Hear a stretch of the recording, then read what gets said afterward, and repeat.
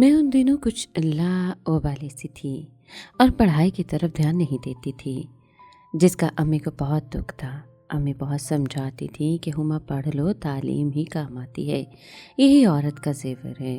خدا جانے کیا میرے دل میں ایک وہم سا بیٹھا تھا، یوں کہہ لیجیے کہ میرے دل پر مہریں لگی تھی کہ ماں کے ہزار سمجھانے اور کوشش کرنے پر بھی میں نے پڑھائی کی طرف توجہ نہ دی، کتابوں کو ہاتھ نہ لگاتی۔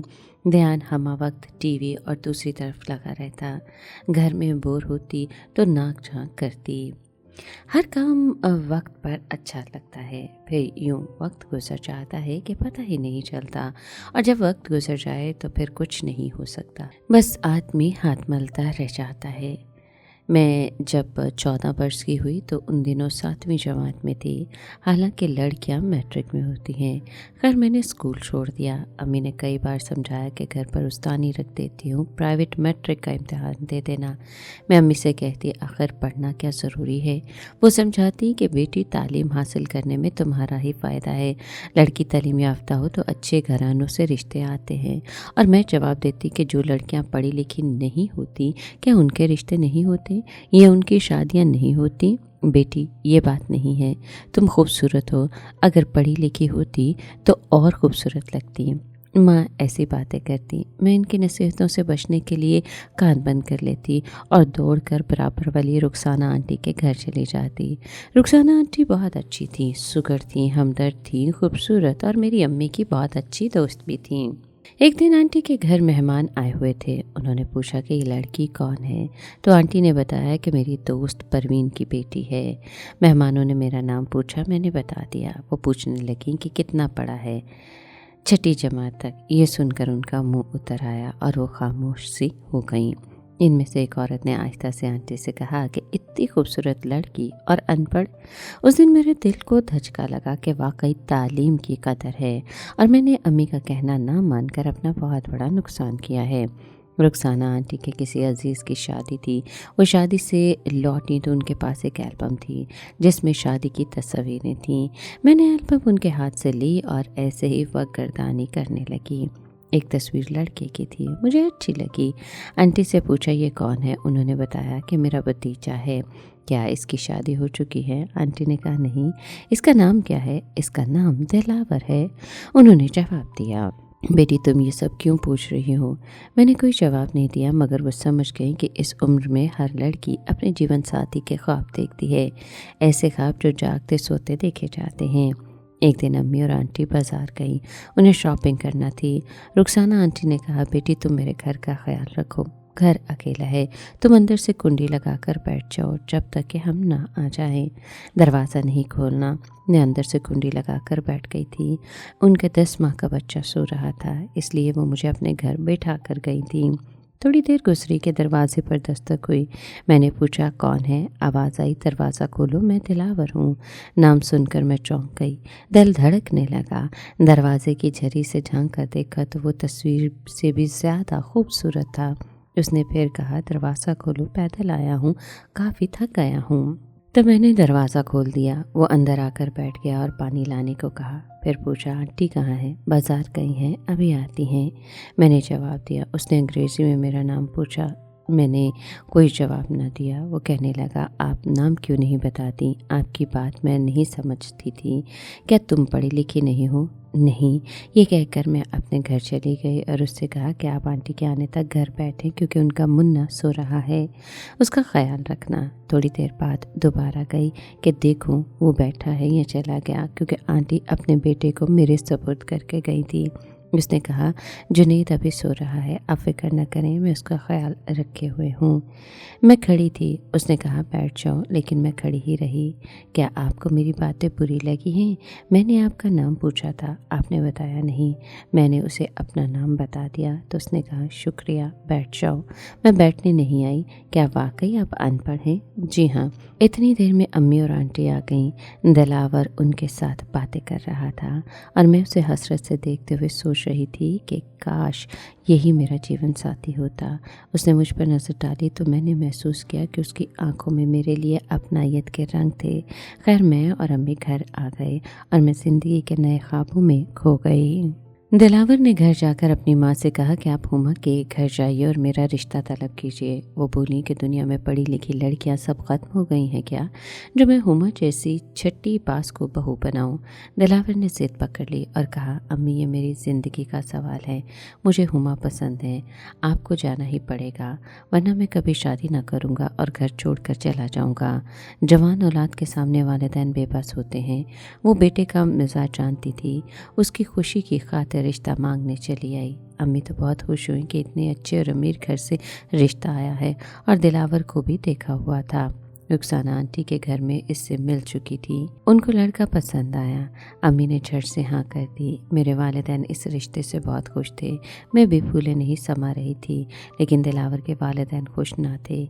इसके बावजूद बहुत अच्छे तरीके से शादी हो गई। दिलावर बहुत अच्छे इंसान थे, वो मुझे पसंद करते थे और मैं भी उनको दिल दो जान से चाहती थी। वो मेरा बहुत ख्याल रखते। मेरी नंद रुबीना मेरी शादी के ठीक 8 माह बाद ससुराल से खफा होकर मेके आ गई। उसने मेरी सास से कुछ ऐसी बातें की कि बेटी के कहने में आ गई और एक दिन नौकरों की छुट्टी करवा दी। अब घर का सारा काम बहू करेगी। घर का इतना काम था कि मैं 1 मिनट के आराम के लिए तरस जाती थी। रुबीना हर घंटे बाद जोड़ा बदलती और सारे कपड़े मुझे धोने पड़ते। एक दिन मैंने रुबीना से कहा कि आज मेरी तबीयत ठीक नहीं, तो सास ने ताना दिया, तू कौन सा बीए पास है जो इतना इतराती है तो चिट्टी अनपढ़। ये ताने मेरे दिल पर लगते और माँ की बातें याद आती थीं कि बेटी पढ़ने से इंसान की कदर होती है। अनपढ़ औरत एक मुलाजमत से ज़्यादा हैसियत नहीं रखती। काश मैं माँ की बात सुन लेती। जी चाहता है कि अपने मुल्क की हर लड़की को हदायत करूं कि तालीम ज़रूर हासिल करो, ताकि कोई नाजायज़ दबाव ना डाल सके, तुम्हारी अहानत ना कर सके। दिलावर मुझे सच्चे दिल से चाहते थे, इसलिए उनके प्यार में कमी नहीं आई थी। घर वाले उनके सामने मुझसे ठीक से बात करते थे, मगर जब वो घर पर मौजूद ना होते तो जाहिल अनपढ़ के ताने मिलने शुरू हो जाते। एक दिन अम्मी का फ़ोन आया कि तबीयत ठीक नहीं है। मैंने दिलावर से बात की कि अम्मी को देखने जाना है। वो बोले चले जाओ। मैं तैयारी करने लगी तो ननद से ने पूछा कहाँ की तैयारी है। अम्मी बीमार है, उनको देखने जाना है। मैंने बताया। सास कहने लगी, घर का सारा काम पड़ा है और तुम जा रही हो, काम कौन करेगा। मैंने जवाब दिया कि एक दिन रुबीना घर संभाल लेगी। इस पर सास को गुस्सा आया और कहा कि जा रही हो तो हमेशा के लिए चली जाओ। रुबीना ने दिल्ली दिखाई कि जब से ये आई है हमारे भाई को पता ही नहीं क्या कर दिया है, हमसे तो वो बात भी नहीं करता। सास ने भी कहा कि न जाने इस औरत ने कौन सा तावीज़ उसे पिला दिया है जो उसके दिल से हमारी मोहब्बत ख़त्म हो गई है। मैं खामोशी से सुनती रही और रोती रही। तब सास ने कहा, यहाँ खड़ी क्या मेरा मुंह देख रही हो। दिलावर दफ्तर जा रहे थे, रास्ते से वापस आ गए और पूछा, क्या हुआ, तुम तैयार नहीं हुई, तुमने तो अम्मी को देखने जाना था। इस पर उनकी माँ और बहन बोलने लगी, ये ज़ुबान चलाती है मगर तुम्हारे सामने खामोश हो जाती है। तभी मेरा भाई मुझे लेने आ गया। उस वक्त झगड़ा हो रहा था और मैं रो रही थी और वो माँ बेटी मुझे कोस रही थी। दिलावर ने जब मेरे भाई को देखा तो मुझे कहा कि तुम अकबर के साथ चली जाओ, मैं शाम को आकर ले जाऊँगा। मैं मेके चली गई। दिलावर 2 दिन तक मुझे लेने नहीं आए तो परेशान हो गई, क्योंकि वो तो मेरे बगैर रहते न थे। एक एक दिन सूली पर कटने लगा। यूँ 15 रोज़ गुजर गए और दिलावर ना आए। मैंने फ़ोन किया, वो आए, लेकिन अम्मी का गुस्सा ठंडा ना हुआ था। बोली, क्यों बेटा, इतने दिन बाद अब लेने आए हो, क्या घर में नौकरों की कमी पड़ गई है, इसलिए ये तुमको याद आ गई है। दिलावर शर्मिंदा होकर वापस चले गए। मैंने अम्मी से कहा कि आपने क्यों इनको ऐसा कह दिया, वो देर से आए पर आए तो थे, अब दोबारा ना आए तो क्या करूँगी, मेरी तो जान पर बनी है। अम्मी बोली, उनके आगे ऐसे ही सर झुकाती जाओगी तो उनका जुल्म बढ़ता जाएगा। अगर उनको तुम्हारी ज़रूरत है तो दिलावर लेने ज़रूर आएगा, वरना 2 वक्त की रोटी तुमको खिला सकते हैं। आराम से बैठी रहो और इंतज़ार करो। दिलावर की माँ ने कहा, ले आए अपनी मलिका को, नहीं आई ना, यही इज़्ज़त रखी उसने तुम्हारी। बेटा अब उसे तलाक दे दो और नई दुल्हन आ जाएगी, घर भी बच जाएगा। दिलावर ने पूछा, किस कसूर से मैं उसे तलाक दे दूं? सास ने जवाब दिया, इसलिए कि वो पढ़ी लिखी नहीं है। माँ जाहिल है तो बच्चे भी जाहिल रहेंगे। बेटा मैं तेरे लिए पढ़ी लिखी बहू लाऊंगी। दिलावर ने कहा, میرے ابو پڑھے لکھے تھے، انہوں نے آپ سے شادی کی، کیا انہوں نے آپ کو طلاق دی تھی؟ آپ بھی تو پڑھی لکھی نہیں ہیں۔ یہ تو ہما کی شرافت ہے کہ کبھی اس نے مجھ سے آپ لوگوں کی شکایت نہیں کی۔ وہ گھر میں نوکروں کی طرح کام کرتی ہے، میں سب دیکھتا ہوں، کیا میری آنکھیں نہیں یا مجھے نظر نہیں آتا؟ ماں رونے لگی کہ ہائے، تم پہلے تو کبھی اتنے نافرمان نہ تھے، نہ جانے اب تم کو کیا ہو گیا ہے۔ میں نے ہما سے تیری شادی کر کے بڑی غلطی کی، وہ بے زبان بنتی ہے لیکن بڑی میسنی ہے۔ ہائے، میں نے تو اپنا بیٹا کھو دیا۔ جب ساس نے بہت رونا پیٹنا مچایا تو دلاور نے کہا ٹھیک ہے، اگر آپ کی خوشی اسی میں ہے تو میں ہما کو طلاق دینے کے لیے تیار ہوں، آپ خوش ہو جائیں، لیکن پھر بھی میں اس گھر میں نہیں رہوں گا اور کہیں اور چلا جاؤں گا۔ دلاور نے اپنی بات پوری کر کے دکھائی، مجھے طلاق لکھ کر کاغذات ماں کو دیے کہ اسے پہنچا دینا، اور خود کہیں اور چلے گئے، اور ایسے گئے کہ پھر نہیں لوٹے۔ نہ کسی کو اپنا پتہ بتایا۔ اب وہ پچھتاتی تھیں کہ مجھ سے غلطی ہو گئی ہے، ایک بار بیٹا واپس آ جائے تو اپنی غلطی تسلیم کر لوں گی، معافی مانگ لوں گی کہ واقعی ہما پر ظلم کیا ہے، وہ تو بہت اچھی لڑکی ہے، ضرور معاف کر دے گی۔ اب میرے معاف کرنے کا کیا سوال تھا جب طلاق واقع ہو گئی؟ سوچتی تھی کہ چلو میں پڑھی لکھی نہ تھی، یہ بات ان کو پہلے سے پتہ تھی، پھر کیوں اس وقت مجھے بہو بنا لیا اور اب بعد میں سزا دی؟